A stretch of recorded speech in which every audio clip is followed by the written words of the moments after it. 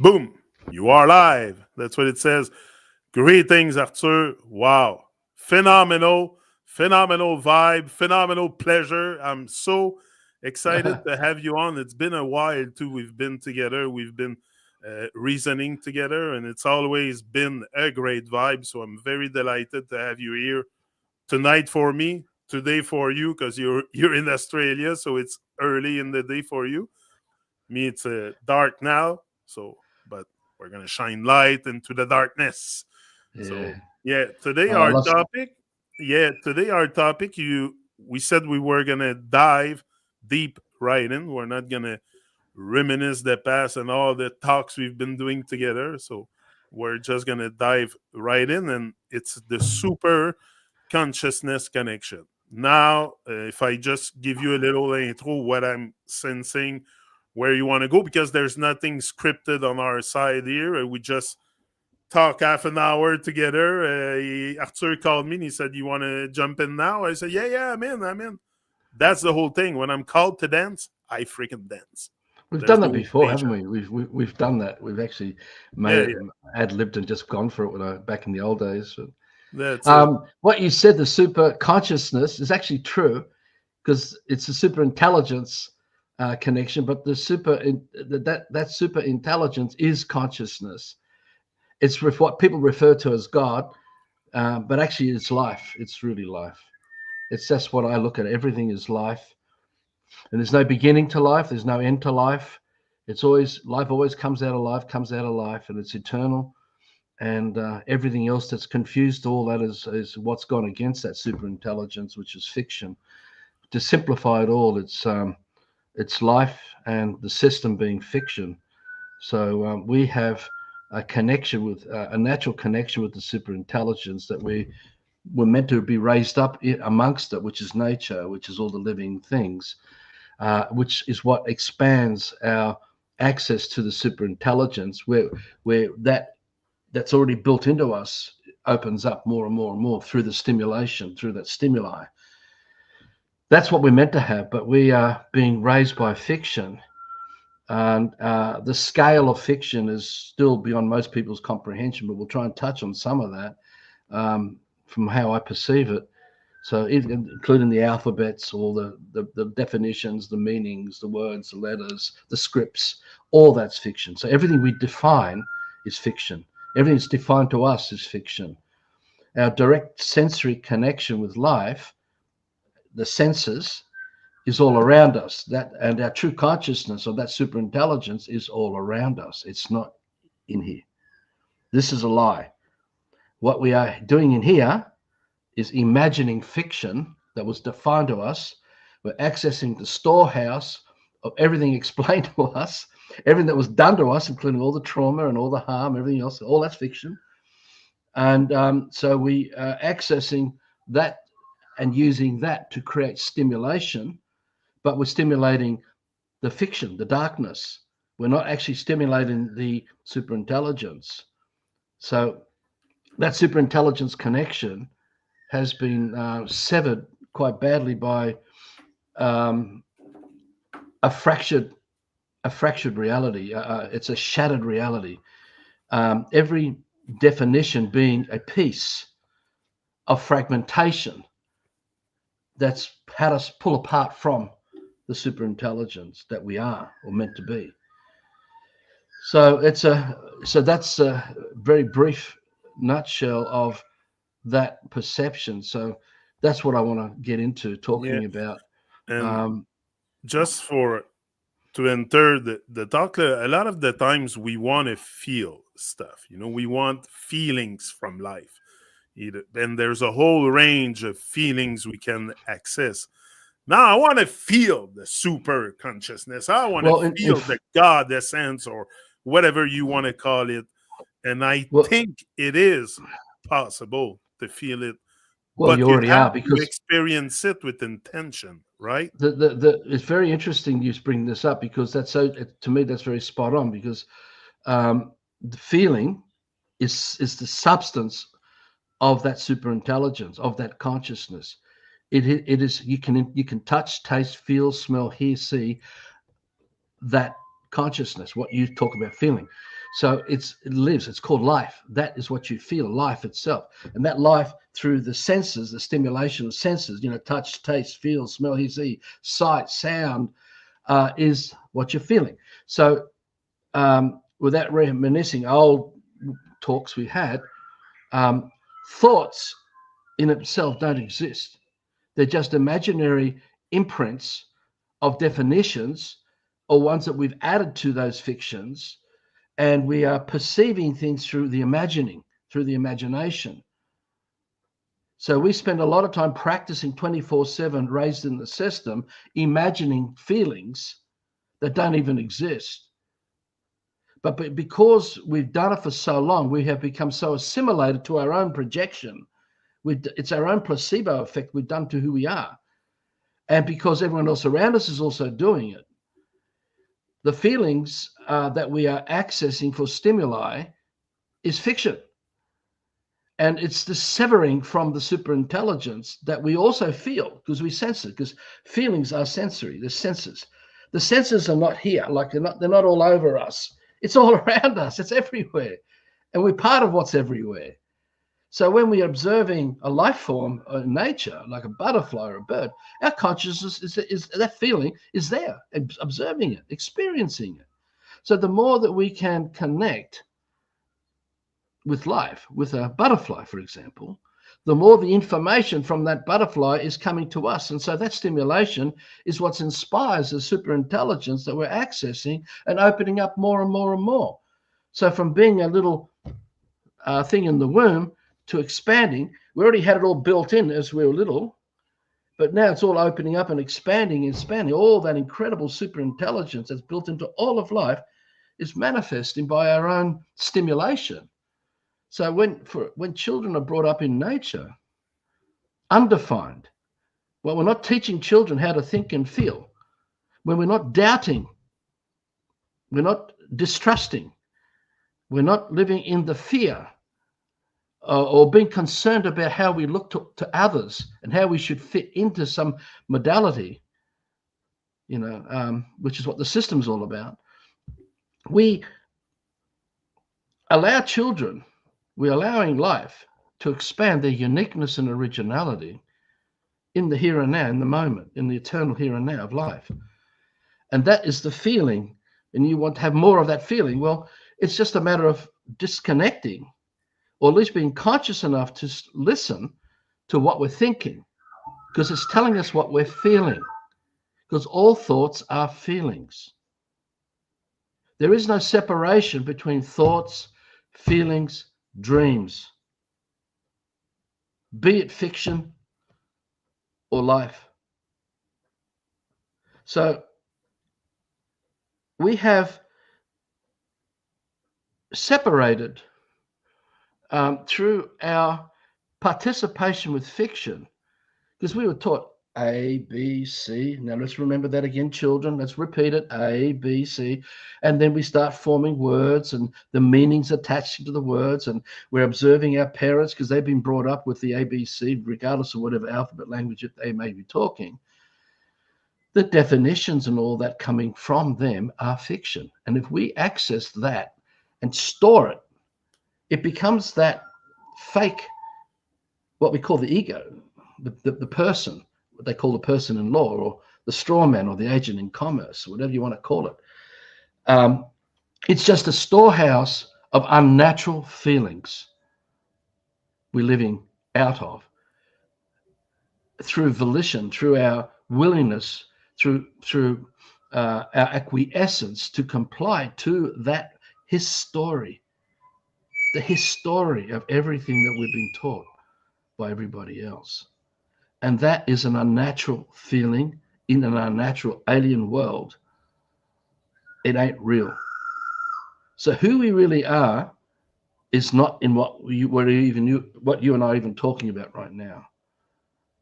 All we can do is touch on the truth of these things, but we can't lead anyone to that. All we can do is show the veil, but each of us has got to remove our imagining that's formed the veil, which has left us in a dark place where that super intelligence we're supposed to be stimulated by should have been expanding, should have expanded. Because everything about life is growth, growth, growth, growth, magnificence, abundance, just in awe of all the beauty of life from the tiny little things. So going back to children, we're not meant to disturb their concentration, their contemplation when they're in nature, when they're amongst life itself. We let them complete whatever it is that they're observing. Because what actually you're doing is they're expanding their superintelligence. Yeah, of course. Right? But because of the outside of fiction coming in to us, and we then through trauma and through things that have been done to us, we've been taught to recall the history of everything, of all these unnatural feelings, all these, you can call it the library of life that's all not real. It ain't real.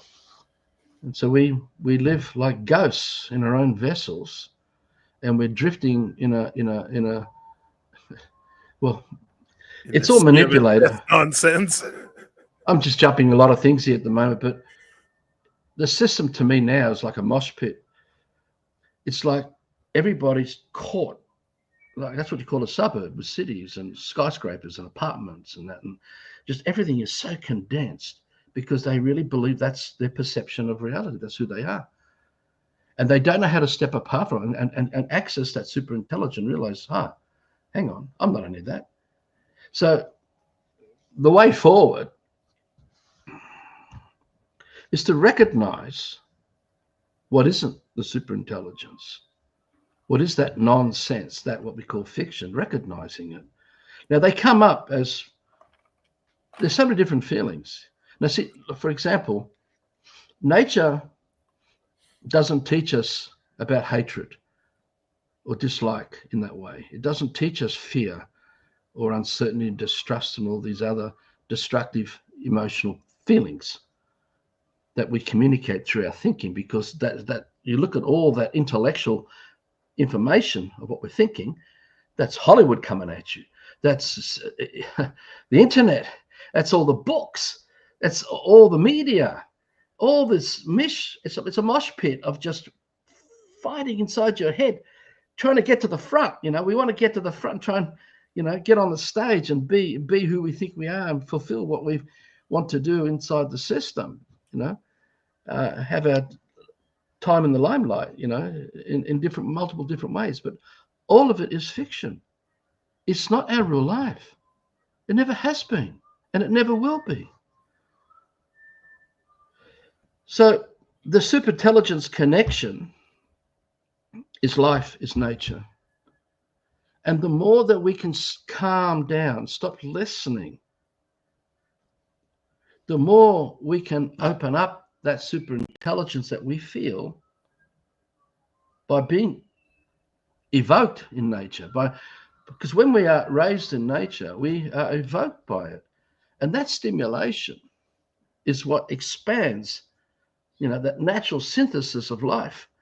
And so that intelligence, a child, being accessing a bear and a lion and insects and all the natural foliage of trees and bush, all these things, and all the interplaying of all these things is what stimulates life. Our superintelligence, our consciousness, because that's where our consciousness is. It's all around us. It's not in between the ears. Only the fiction is in between the ears. Arthur, I would like to repoint the fact of feeling, okay? Because you said feelings that don't exist. Now, in this world, okay, you might think there's a devil, there's evil, there's this, there's that, all kinds of negative forces, but I only see divine forces. Evil is invented by man, it's man ways of doing evil ways, but there's no evil being on top of the earth or whatever as creator. I can buy this because all I see in me and around me is love. If you are a love being, you should not experience all those feelings that don't exist really.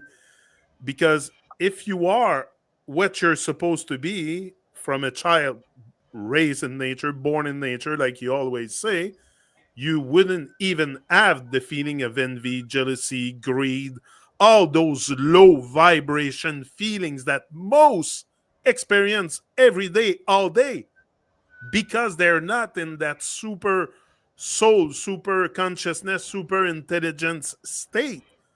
So they become in low vibration because of lower vibration feelings. That's how I see it. But if we bring ourselves into galactic feelings, into feeling the galactic stuff around us, the nature, the all the points in nature, the eyes on the leaf, and you realize that, hey, you walk in nature, you're actually being watched.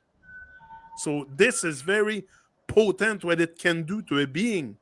But if you're completely desensitized from what is a galactic feeling, I'm talking about bliss and stuff like that, words that I never heard before coming on YouTube. And that's the proof for me that we are completely desensitized, because I was. That's my experience. You guys coming here woke me up. Look what happened now. So, Well, there's they're that. just insights. It's all it is. Are just insights that we've been sharing, what we were Yeah. perceiving. There were um, various events that occurred that helped to expand those perceptions. But the My the point is feelings. how to reconnect with that galactic way of being. Maybe you can extend on that. Well, the first thing I just what you touched on is that all this fiction, all this dark stuff, is actually an intention created by man. They are intentions. So it doesn't matter how dark or sinister the image may be, the scripts associated with that being. And we're talking about like Hollywood movies or a whole TV series of of some being. Would say all these things going on in our head all the time, but they are just the intentions of a man seeking to penetrate into your life to create the imprints of that intention in you so that you would then use that stimulation to resonate and recreate it, recreating it again and again because you keep thinking about it. I mean, you keep feeling it and won't let it go. So the darkness is just all darkness from heaven, hell, because heaven can become dark as well, because the people Yeah. in fantasy can be lost in doing harm all the time. They believe that they're doing heavenly things. So it's when we get past that duality, when we overcome the duality, the left and the right brain hemispheres, the what they call the reptilian and the non-reptilian brain, all these things. I mean, I don't get into all that stuff, but all we are really looking at is just another man's intention to try to mold our perception of reality, whether it's because they want power and control, which is usually the ulterior highest motive.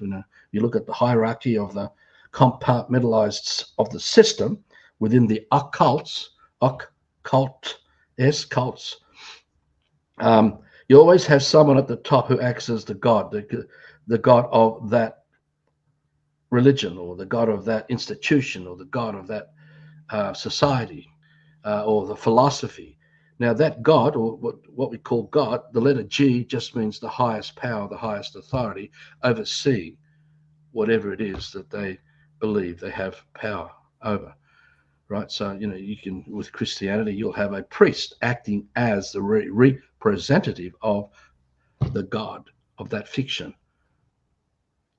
It's not, look, we have so deceived our lives that we will create the placebo effect because we still place good-hearted intentions, because that super intelligence, see, the super intelligence is actually the good heart and all the virtues of the good heart, like compassion, empathy, consideration, respect, kindness, and it goes on. There's so many virtues of the good heart. That actually is the fabric of the super intelligence. That's the substance of life itself. It's the what we can interact and touch, taste, feel, smell, hear, see. We can It's like plasticine. You can go and mold it into whatever shape you want. Well, it's not plasticine because it doesn't have an outside or an inside. We're just part of something that has no beginning, no end, that we are. And it's always existed. There's never ever been a beginning to life. Whatever's claimed to be a beginning is just a system, is a fiction. So when you look at the system, they talk about the end of the world. Well, they're talking about the end of the system, or that version of the system. They're not talking about the end of life.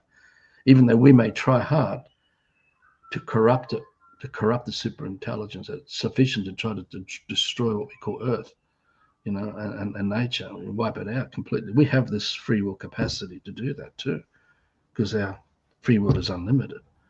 If we wake up, we can use it. And the people behind the occults high up are far more awakened about this in misusing this against all of us. Okay, so these feelings of the devil is just a man's intention who dreamt it. Now remember this, every time we breathe out, we create water. And our intentions, the images, the feelings, is encoded in every breath, because the water is a feeling, it's a substance of life itself. And then our intentions encoded. So basically you can hold a whole lot of water in your palm of your hand, right? And all those drops of water, each one of them is an intention, has a feeling. Now that could form a whole script of us talking, or could form a whole life that we wake up and go to bed every day for the whole of our life. All of that being manufactured by somebody else, because their intention is encoded in the breath that we breathe in and breathe out, because all the air, all the water is full of man's consciousness, our feelings. So we're sort of jumping various places here, but for example, the reason why the occultists high up are chemtrailing the sky and why they are using HARP and all these frequencies is because that's our consciousness that they're messing with. Because the whole of what we call atmosphere and all the celestial space is our super intelligent. It's the body of our real life, our consciousness. And they're like inside, like imagine them coming inside your brain and they're spraying inside your brain and chemicalizing, dropping in fluoride, giving you vaccinations and everything else, because they're trying everything they can to disconnect our access, our natural connection to the superintelligence. Our consciousness is all of life. And when children brought up like this, undefined, we don't interfere, allow nature to nurture them, they are expanding big pictures, big pictures, natural big pictures of life, right? But because we haven't done this, we don't know who we are anymore. We don't even know what we are anymore, because we're now inside scripts, storytelling, where everything has been defined to us. So every moment we move, you see an advertising billboard, or you see a trash magazine, or you see on your mobile phone, you've got 1,001 things chopping and changing, like flickering on the commuter monitor, just chopping, changing. And the fragmentation, you can't hold a big picture in the quiet stillness of life itself. And that's how they use us and abuse us, because we are asleep. We wake up when we actually reconnect back to that superintelligence that we are, that we're not separated from. If you follow that, because the illusion makes us think that, oh, this is Arthur, oh, that's Janik, and that's Bill, and that's Mary, and we have an address and we have a name and all these things. But all these things are fiction. And we're born in Australia, and we then die and we get buried and cremated, and because all these fictions have nothing to do with the superintelligence of our real life. You follow that? So we get so swept up by everything, and we don't even know it. And if we don't provide full disclosure to the children, well, we should have been provided with full disclosure as we were growing up, what was being done to us. We would have known better.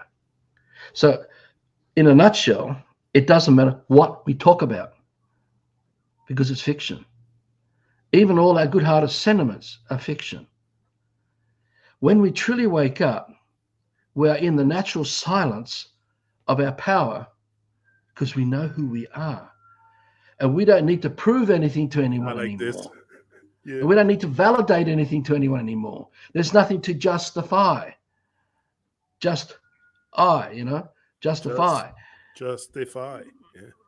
Yeah, and it goes on to other things like this. So they're words, but it's a private, intimate awakening. We each come to it through senses,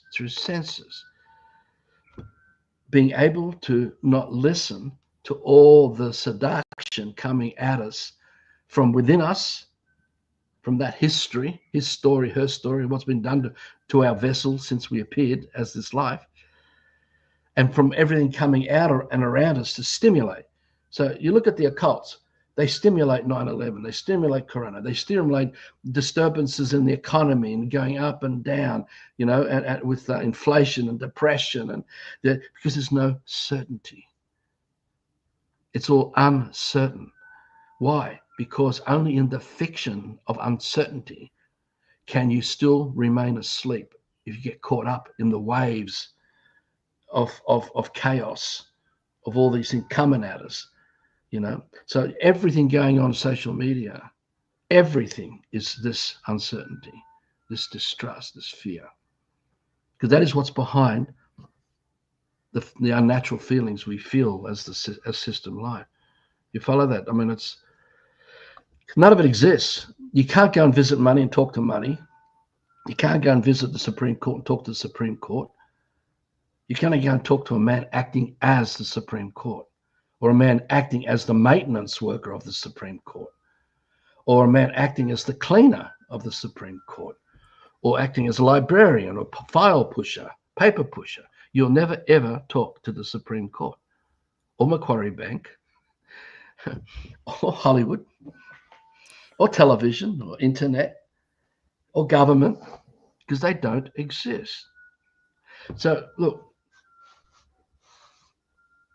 the superintelligence does not offer us doubt, uncertainty, distrust, suspicion, fear, apathy, denial, arrogance, ignorance, ridicule, abuse. All these E-motions are man-made intentions that we are now recalling through our own vessel, because we're bonded to the trauma of these events that happened to us as part of that his story, her story, that we carry as the life in the system we call Arthur Cristian. You follow this, because none of this is us. It was manufactured for us. It was all laid out before us. It was predetermined to keep us trapped in the matrix of this, so that we are the pariah. We are the parasites who live from the stimulation of fiction by going to nature, to life itself, and harm it and destroy it, harm each other. We have to use and abuse each other because we want something from somebody else, because we are uncertain about who we are. If we had certainty and we knew who we are, there is nothing we need from anybody, because we've already got it.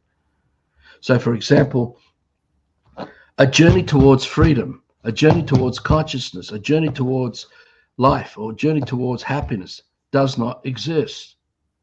It's an illusion, because either you already are that and living it and being it, or you're not. And no destination to anything is ever going to fulfill you that way, because these are all the fictions that you can't satiate. It's insatiable. It's addictive to the trauma of recollection, recalling. I've got to get up, go to work, I've got to make money, I've got to pay my bills, then I can go and have a holiday, have a break. Then I've got to repeat it again and repeat it again. Now, inside that is many scripts that makes up the daily life, weekly life, yearly life, and then the family life of that whole life of that man or woman living that life. All of it fake, none of it real. And the whole time we are doing it, we are using life to destroy life, to harm life. You follow that? You need to go to nature to destroy, to have paper or pen. Now, I don't know if we discussed this, but just one pen, one nail, one screw, one anything of fiction requires tens of thousands of people. Requires, for example, someone's got to go to the mountain, got to go through life, to discover the minerals. You need other people who've got to do all the surveying and that. And then you have other people coming along with big machinery that starts opening it up. Then you have to have other people building the roads. Then you need to have roundabouts, street lights, policemen, military, paper workers, blue collars, white collars, bank tellers. You need to have accounting. You need to have shops. You need to have everyone providing everything, because this transporting of what we're going to take from that earth to go to the factory to machine it, to then eventually go through the processes that leads to another company that makes the pen, has involved tens of thousands of us, because we want the pen that doesn't exist. It has no purpose in life. It does nothing. Only the illusion that we think we need it because we're in the scripts of fiction. And we're self-stimulating, because the pen is not a natural tree that would stimulate the super consciousness that would evoke it from, that's already built in us. We're now evoking all the fiction that would, from the memory storehouse of all that history that was built up in us, from everything that would happen from when we were hijacked and put into the system conveyor belt, put through factory planet Earth, to be living the lives we now live in system life, where we're thinking everything fiction, which is feeling everything fiction, and you just, if you stop and slow down enough, you'll see that the scale of consumerism and materialism is our complicity in destroying life. Because we have to destroy life to construct fiction, and then we have to continue doing harm to life to maintain fiction. So we've got to keep people under the law of fiction, so they become the blue collars and white collars and slaves of the job titles and descriptions and status and titles and everything else that formulates that fictional life. But the whole time, that life is a machine of absolute destruction. It is a complete turning away from the superintelligence. We are all complicit in this. All of us. Look, I'm wearing headphones. You know, I've got unnatural things like we call bricks. You can see in the back of the screen. Computers. I mean, we are just so complicit. And all the time we are using it. The stimulation requires more harm. Why? We need more electricity coming in. We need whatever we need. We need more maintenance coming in. We need to then upgrade this, replace it for another monitor, you know, a keyboard or a mouse. Or this, it's a never-ending cycle of destruction. All of it are feelings that are distorted. They're truly distorted because they're not natural feelings.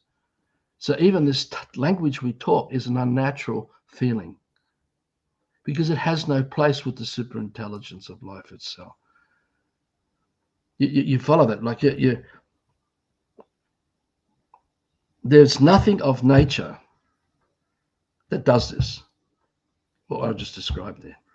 Only those of us who have fallen, which is pretty much billions of us today, and through the generations, have done this. So even though we've not been given full disclosure of what's been done to us and the consequences, or how the outcome of our life, how it's going to look. Is it okay, Arthur? You know, you're 12 now. You're going to be going to high school and all that. That what we're doing to you, you're going to turn out to be this drone, this robot, this machine of destruction. But you're going to be answerable to us, because we're going to become your masters, and you're going to live a whole life, because our intention is to control and dominate, because that's what this is all about. We don't want you to have freedom.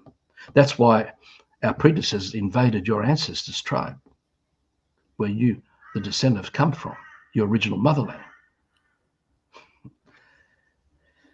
You follow this? So this is why the devil. I just want to add something. After, before you were talking about, tapping into the super consciousness, the super intelligence. If we have possibility, I truly think that it's possible. I have kind of experienced it, I think, but it gets very overwhelming to maybe realize that you are a chosen one. Or is that possible, that they can also tap into us and realize our potential and know this guy's not a loser? I just got to wake him up a little bit and he's going to go on with the truth or something. Well, that's your intention. I mean, that's your intention, to reach out through that good heart, all those virtues that, look, we So walk what down. about, is it possible that some of us, like you said, billions of us are asleep, but is it possible that some of We us are can't, chosen for this great work? I can't represent another man. There's millions of us out there, right? What their intentions are, what their motives are.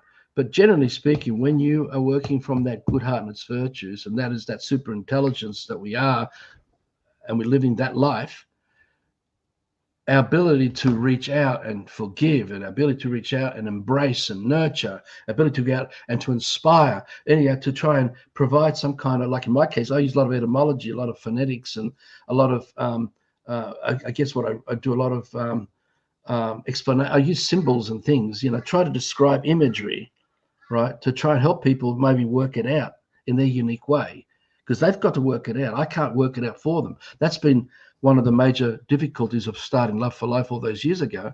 I've ended up, all that passion that I had for it and doing what I was putting out, I ended up with throngs of people who wanted to follow me, and they come to me thinking, hoping that I could fix them. They never come to see who the man. You say, very rare that you meet someone who really comes to see the man. They come because they want something from you. They never admit it. Most will never admit it. They just want something. They want to be rescued. They want to be given some peace to the uncertainty, to the chaos, to be given shelter from the storm. So we can do that for others if that's your inspiration, and that's what your heart, your uniqueness inspires you to be. Then you'll use the system like we use the system to inspire others to get out of it, because more of us together as a larger group who can live a way of life conscious about this, we can create a kingdom, with the KIN, no G in it, KINDOM, which is a group of brothers and sisters of that super intelligence who want to live a way of life no longer ruled by fiction, and learn how to undo it through our generation and through our kids and other kids. So yeah, that is all possible. And yes, we can restore paradise, right? The real one, not the fantasy of it, not the there are just so many different versions of it that we aspire to, but they've been defined to us by others. I just think that everybody, from high up to lower down, the way to fix it partly is that people need space. People need space to create their dreams. They need space to be able to work out and take responsibility for their life, to learn to carry responsibilities again, naturally, not because we told them to. We don't tell them, they don't do it because they're going through the corridors of, oh, that's good, that's bad. And you're walking down the corridor, you're still trapped inside the matrix of someone else's perception. And you'll never come out of that either. You'll be stuck in it, and you could be in that loop as well. So the whole idea is to collapse both good and bad, so we don't have anything, and we just start aspiring to expanding, just like the sun that shines. It shines. It brings light. We can Is put that up. why having balance is so important? Because when you have balance between good and bad, well, bad and good doesn't exist. You're in the middle. You're trapped because you're in the duality of it. And that's how the system works. That's how the occults work. They take you up, bring you down. Take you Yeah. up, bring you down. Take you up, bring you down. So it's good to have a career, but you got to pay taxes. We're going to have an economic problem. We're going to have terrorism. We're going to have buildings collapse. We're going to have airplanes supposedly flying into buildings. We've got to protect ourselves from coronavirus. Look, there's 1,000 ones of these fear porns and other things that stimulate this thing. So we're never able to wake up and just live in the moment, be just free from all of this. Now, so the elements of Buddhism has the truth in it. The elements of Christianity and all its moral correctness has the truth in it. The same with atheism. It has the elements of the truth in it. The same with communism, socialism, capitalism. All these things have the elements of truth, of the good heart in them, but they're so snowed under by the dark side that plays out the light. So you go from left to right, right to left, from good to bad, and bad to good, from rich to poor, and poor to rich, from up and down, and first and last, and tall and short, and fat and thin, and all this stuff. We don't wake up. We're actually not waking up, because the true waking up is not dependent on other people. Because when we wake up, we are in a domain like an aura. We're in a domain of responsibility of our real life, and we don't need anyone else for us to be that. We're not dependent on someone else for anything anymore. Then it comes down to the virtues of the good heart. We can be the sun that shines. We meet others who want to be that sun that shines, and together we co-create a light of that good intention to share a way of life. Tribal, nomadic, doesn't matter how we live it. We just refuse to want to live in fiction anymore and live our fiction.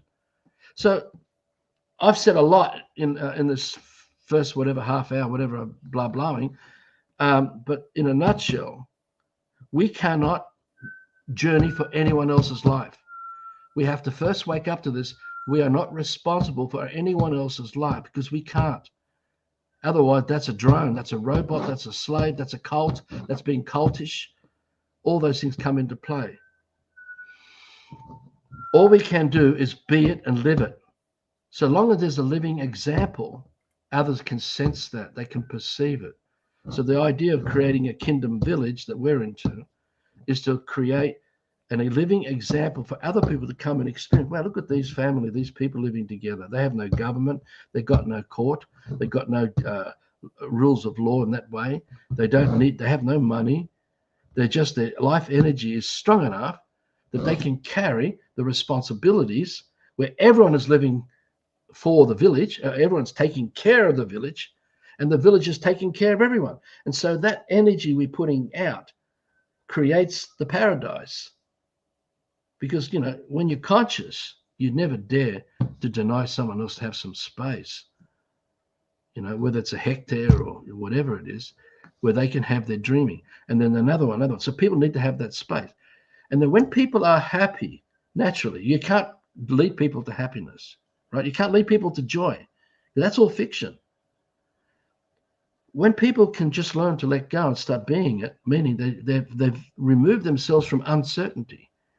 They've removed themselves from the scripts of doubt that's playing out inside their heads.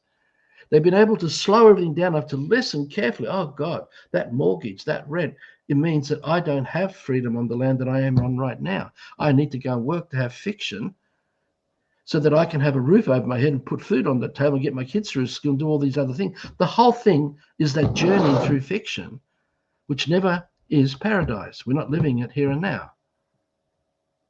So it doesn't matter who is out there, from Elon Musk to the President of the United States, right through all the Joe Rogan, didn't go through the lot.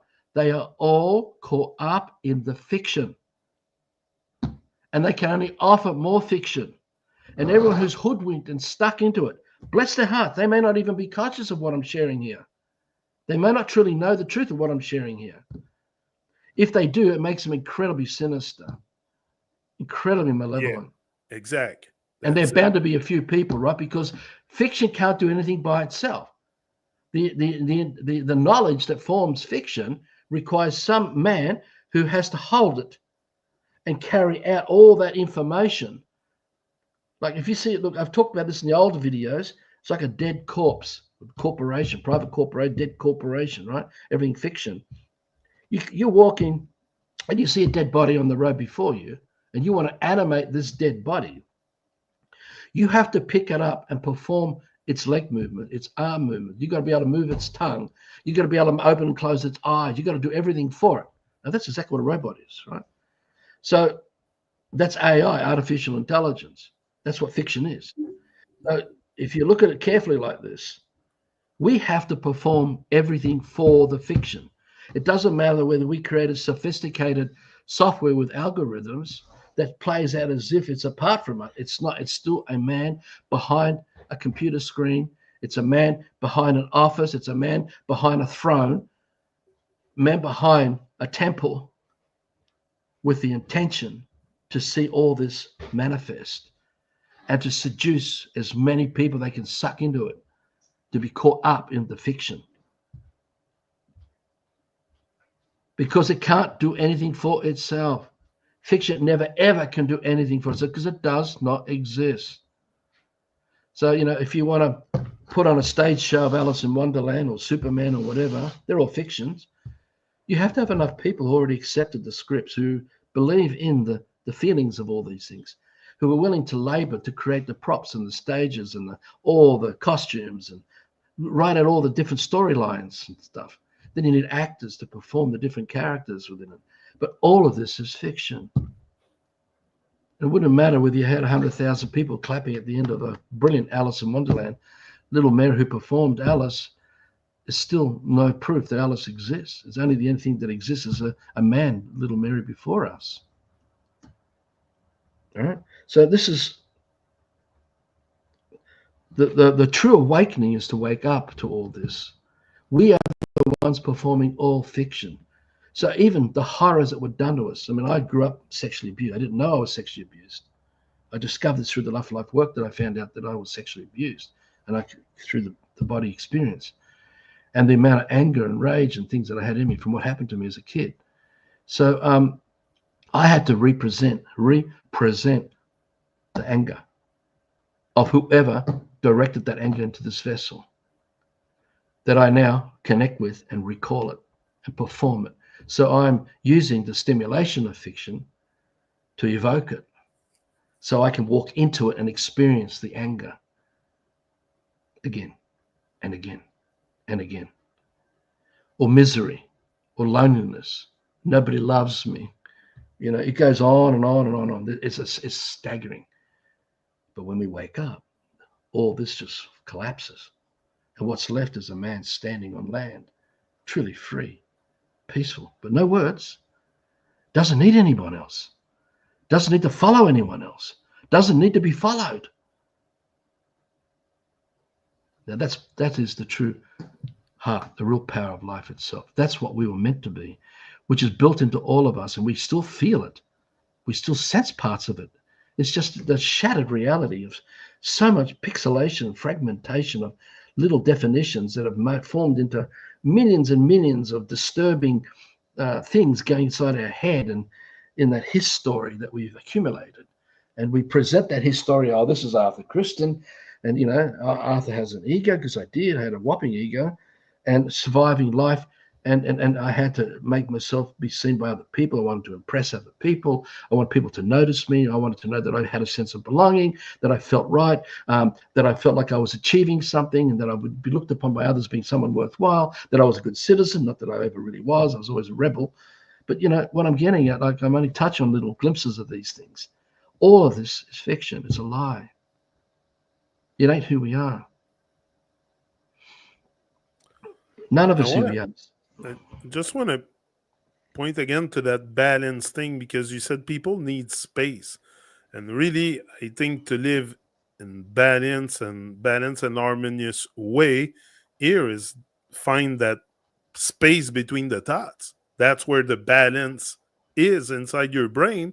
Is often we have good thoughts, bad thoughts, whatever. But even like you say, the good thoughts could be illusion, just fiction, and the bad thoughts where they don't exist. So really, I think the space to occupy inside our head is between the thoughts. And then you become balanced. If you can attain that space in between the thoughts, is it possible? Well, again, it's just whether we are strong enough to return to not being influenced by other people's intentions on us, their expectations, that we are no longer answerable to anybody. The true awakenings is when we don't need anyone and we know it. It's there where that peace and calm naturally occurs. When your creativity, you know, like you with you're doing with your dub plate, you're using fiction, you're using reggae and things that you love in that, and that's your connection. But what's driving you through all of this is there's a passion behind it for a bigger picture that you are directing your intention into, to try and create interesting reggae music, catchy reggae music.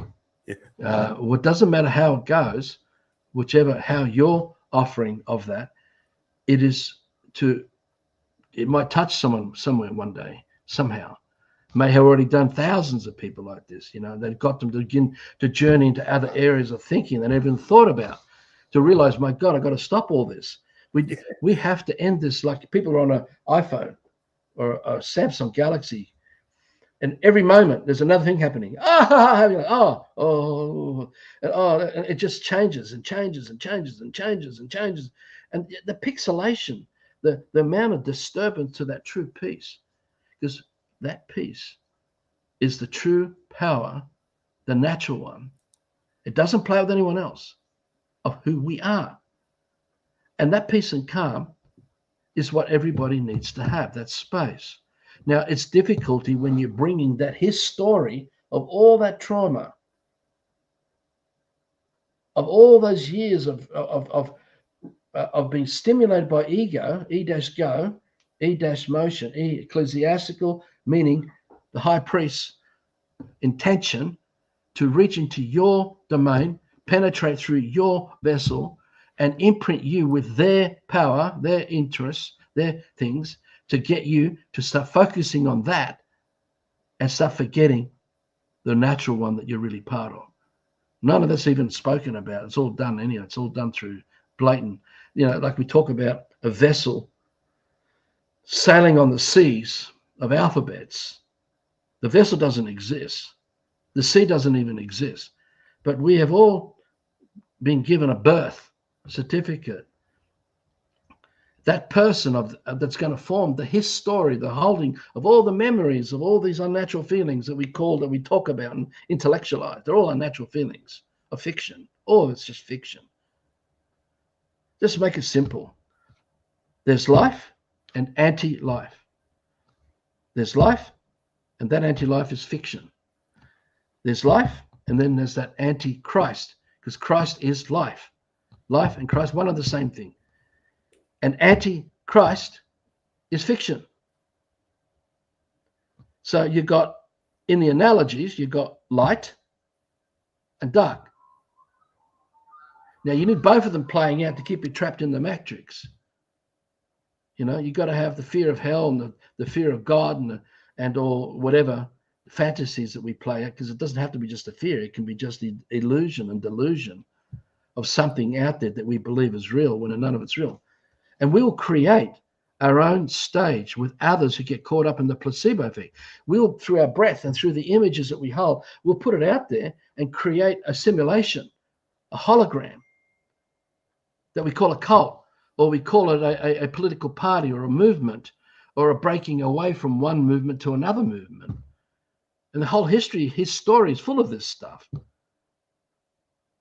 Because you need the light and the dark to play out all the time, to create conflict, to create reaction. So that becomes the stimuli that you feed off to create another matrix, to create another domain of fantasy, illusion, and delusion. So hence one political party's in, another political party's out. One particular philosophy's in, another one is out. We move and change. We jump. We're looking like horses looking over the fence of greener pastures. We're always chopping, changing, moving, but we never know who we are. We keep searching for it. Oh, that's something. That's, we think this is who we are. None of it is who we are. None of this is anything to do with who we are, because what that already exists. We're just desensitized. We've lost the connection, because connection is that 24/7 focus on the fiction,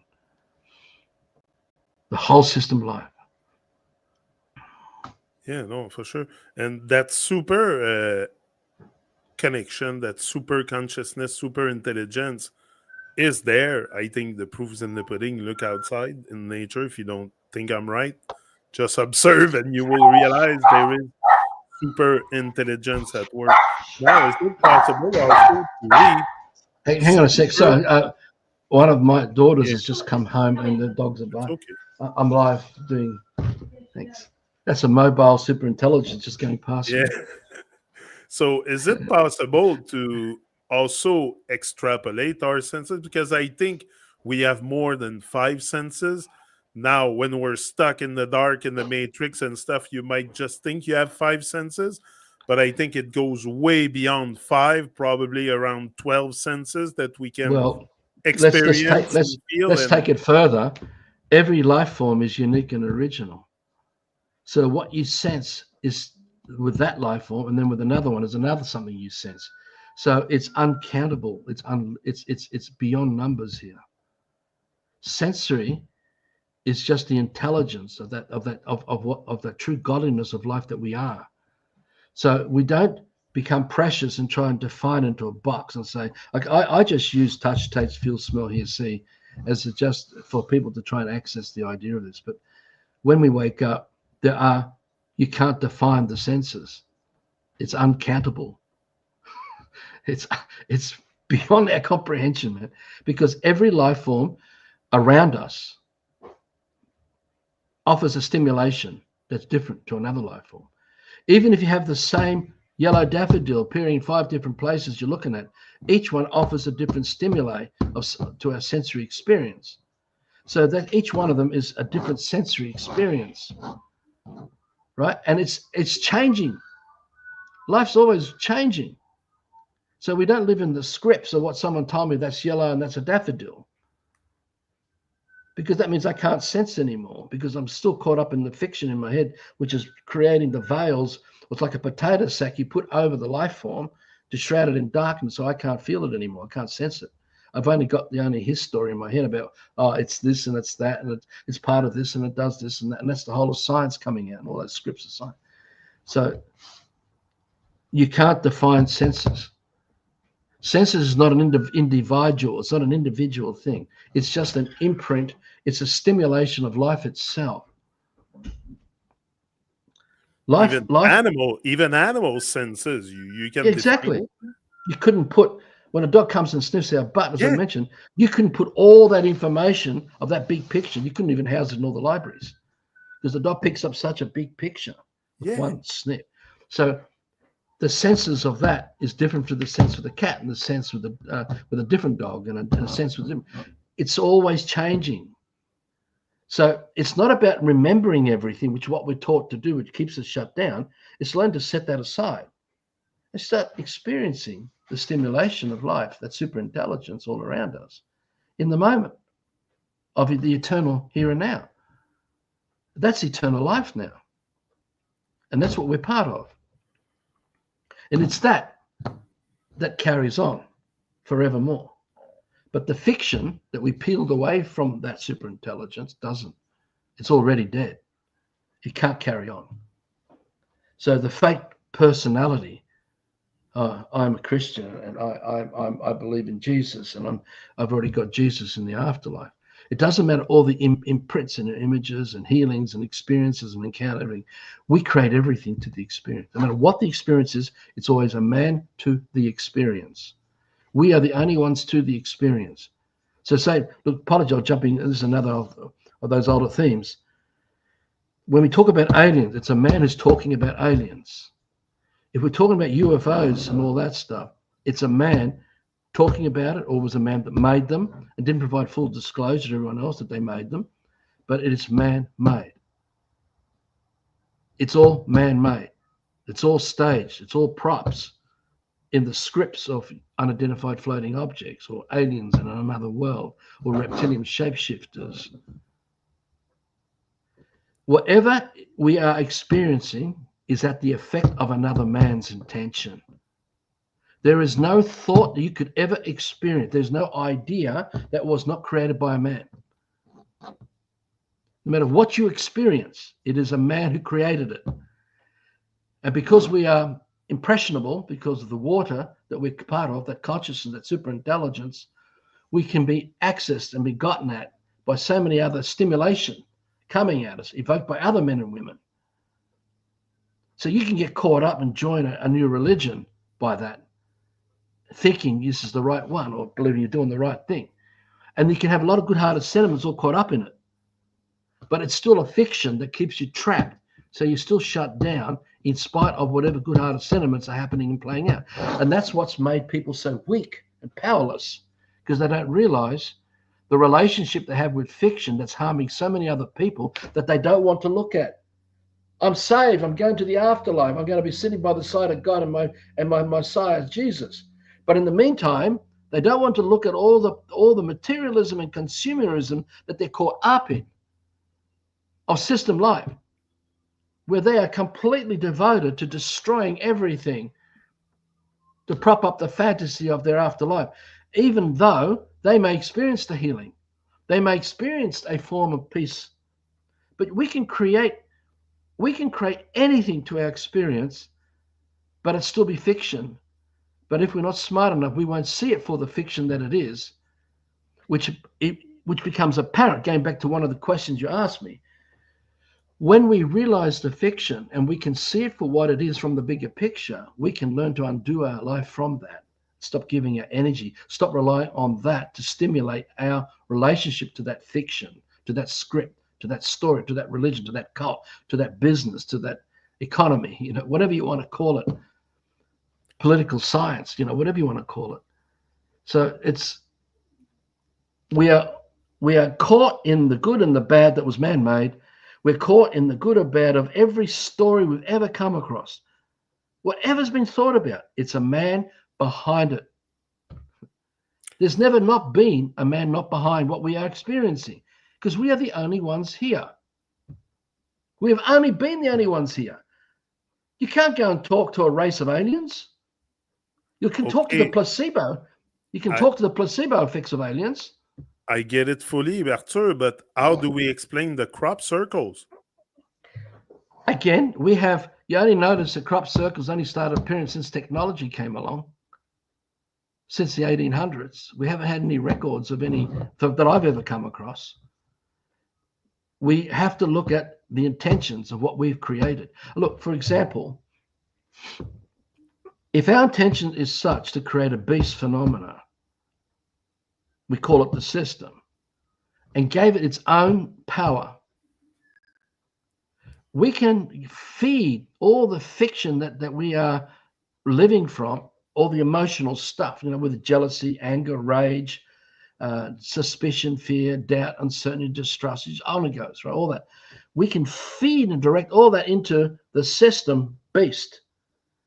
And this beast can be given its own autonomy, because we've dreamt it that way, to come at us and attack us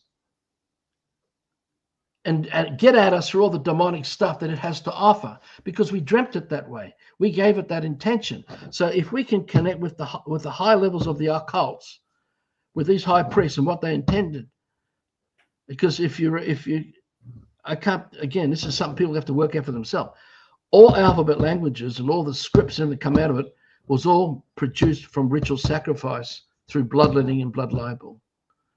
So every image that's a part of that shadow reality, every fragmentation of unnatural feelings was manufactured through ritual sacrifice, which I won't go into the detail of at this point, but it's so we can collectively feed this alien phenomena, this beastly thing, which is what's written in the New Testament and the Old Testament, all this sort of stuff. It's written in books. And we can be susceptible. I mean, when I was growing up, I remember I walked into spaces like nightclubs and music places, halls, and I could feel that there was an attack happening already upon me. Like I was already marshalling the troops to come at me and have a shot at me. I was aware of that as a teenager. I didn't comprehend it. I just was aware that this was going on. So I knew that I could walk down a street, past a house I've never been inside, not even knowing the people living in it, and I could feel the misery and the unhappiness of that house. Or I could feel the happiness and joy. So that's coming out, radiating out to influence me. So the system can come out and influence us in many different seductive ways to make us do what we do. Oh, we end up in court because we murdered someone. Oh, because the devil told me to do it. I heard this voice and I followed it. So we claim insanity and we claim, mental issues. And Okay, but why exactly, like you explained, we can have all kinds of engage into all kinds of bad rituals and stuff, but we never feel the shame from it, and we never really want to explore anything else because we think that's the only thing that exists in this world. But once you start exactly having a bit greater feelings and going on the righteous path, if I can say, it becomes very overwhelming. The feelings, the blessing, it all the does good happen. stuff happening. So while you're on doing bad stuff or engage into the very evil stuff, sometimes not even without knowing. For most, it's without knowing. Then you're never overwhelmed by those feelings, so you never feel trapped. You know where I want to go. So once you start shifting inside, now you start feeling overwhelmed. I find myself feeling overwhelmed, Arthur, so often. You're not the only one, And mate. All of us go through it because overwhelming, big time of feelings of the other day I we've was on the bike created. path and the moon and Venus, something came at me very bright in the sky. I was so overwhelmed by the feeling. I was like on the bike path alone. I was going like, wow, wow, wow. And I was freaking out. So, that feeling of being overwhelmed by the good vibes, but even that is fiction, like you said, by the natural vibe. Well, if Yeah. you if you imagine, this is just a linear analogy. I'm using a way to try to describe. Imagine a ball. It's like a solid ball, and inside it is the super intelligence of the whole of life. It's in its domain. There is no other feeling in there but that is super intelligence, seeing the good heart and all its virtues. And all that intelligence is in that. Now, as long as that's maintained as being pure, it will never lead to what you just described, what you and I are talking about. But because a man started this fiction, it was all man-made, we started to introduce a little bit of distorted feeling inside this ball, this domain of life. And then we added another one, and then another one, and another one, until through the generations, we're swamping the whole of nature with such destruction because of so much fiction and so much hypothesis and opinions and all the science behind it, and that all the time that we believe that we're doing the right thing, we're actually bringing the next generation, the one after that, closer to extinction by what we participated in right now, Yeah. right? So if you can imagine that, to return back to that true freedom, to that true life, we have to return our domain back to that purity, which means we have to stop focusing on and listening to and reacting and responding to the distorted feelings, anger, jealousy, greed, selfishness, distrust, fear, apathy, denial, arrogance, righteousness. It goes on and on. There's many of them, all manufactured through ritual sacrifice. This distortion has come into our body, and we could be so 24/7 practicing, recalling this distortion in our domain of our life that we wake up, I've got to go to work, I've got to go do this, I've got to do that, I've got to do this. And there's so many things going on in the stimulation. Nothing coming from the superintelligence. It's in the scripts of the history that we're trapped in that matrix of our own making, not knowing that we made it. No one told us when we were kids, this is what's going to become of us.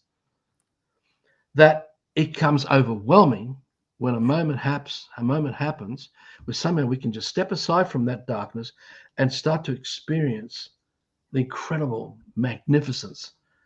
But then you look back and go, oh my God, how do you, I had these things happen for me. Various things led up to 2005 in the fiction of time. And I started Love for Life with my wife. I had no one to go to tell me about it. I had no book to study. There was no master I could sit under and be guided. There was nothing. I just did it. I just decided, just do it. That's it. Just do it. Just do it. And that unfolded all the insights of what became Love for Life, all that work, and all that big website, and then all the attacks that came, and all that history of just these people want power. They don't want to see people like us, influencing public thinking. That's why in the music industry, film industry, most of it's all puppets now. Because all the good people with good intentions who would never follow and support the destructive agendas would have spoken out against it. They've all been bumped off, removed, put out of the way, been given a sickness and they died of cancer, whatever. The alchemy behind these occultic people is pretty lethal. The methods they have to try and destroy you and remove you and wipe out, try and infiltrate your own groups and try to create subversion and just, anger and rage and distrust amongst people in a group can break a whole group up from outside and inside. It goes on and on. The scale of all this stuff is humongous. But the domain of life is just a domain of purity, and that purity is that super intelligence. It is the good heart, all the virtues. It is nature. It is life. It is what we're meant to be accessing, and that's what we build our real lives out of, each of us uniquely. But we've been hoodwinked, hijacked into accessing a history of knowledge that's man-made through fiction, and we practice 24/7 recalling it. Yeah, follow. We've got to learn what's left and right. We've got to learn how to drive a car. We've got to learn how to take the car for maintenance. We've got to learn how to see signs. We've got to learn, okay, there's a red light, there's an orange light, there's a green light at pedestrian crossings and street lights, etc. And it goes on. The amount of thoughts coming and going out of our head in a day is beyond most people's comprehension of fiction. Just to have us performing all that fiction as the man who picked up the dead body to perform its arms and legs, it can't do anything for itself. We are now performing the fiction of the robot Arthur Cristian and Jean-Luc Lunier and everybody else who's doing this, right? So it is daunting when we have that moment, that epiphany or something, whatever it is, and you go, oh my God. It happened to me. It happened quite a few times. Wow. I thought I could wake people up, Johnny. I honestly thought I could wake people up. I did everything I possibly could. I was lambasted. I was put down. I was told I was a cult leader, that I was running cults. All I want to do is to inspire people to create community, a do no harm community, and learn to live without the system anymore. That's what was my motive. So there's a lot of work involved by the occults to keep people trapped and to stop any other thing that could threaten their power structure from it collapsing, right? And they've got to control all outcomes. So no matter what comes at us, they've got to control that information. The people behind it have got to be their puppets. They've got to control as much as they possibly can so that the outcome meets the agenda that they're aspiring to, what they want. But most people are too dumbed down to realize this is what's going on. Those who have some waking up will realize the bigger picture, what I'm addressing here. But again, Arthur, we're gonna have to cut this one short because I have to go pick up my son. But what if we get back together again tomorrow? Are you available? Yeah, I would like to expand tomorrow on the awareness also. Awareness, super consciousness, super connection, whatever. That's a topic that I think might take a few talk to explore it all, because I bottled up all kinds of stuff inside tonight because I want to let you talk, but I want to hear you on the stuff that I'm all for it. I took all kinds of notes here during the time you were talking, so yeah, I have more. I'm all for it, Johnny. I was going to suggest when you put this video out, I'll link it. And other people who watch this, if they've got questions they want to ask, maybe shoot through to you. Oh yeah. The questions. I read every comment. I might not reply to all because I don't know. I don't think it's necessary sometimes, but I give a little heart or something. I read them all and I forward them to Arthur also if you have something for him. So definitely if you want to join us in the super consciousness work, yeah, for sure. It's together as one thing. Yeah, let's do that. Yeah, okay, so we'll be here again the same time tomorrow. I'll set it up and everything. It's just he's waiting for me at the restaurant now, so I don't want to make him wait too long. All good, mate. All good. This is great. I really enjoy bouncing off your enthusiasm. When you told me you want to go live now, I said, yeah, for sure. I'm in. When it's time to dance, I dance. So we're out now. We're out of the dance floor. See ya. Bye, everyone.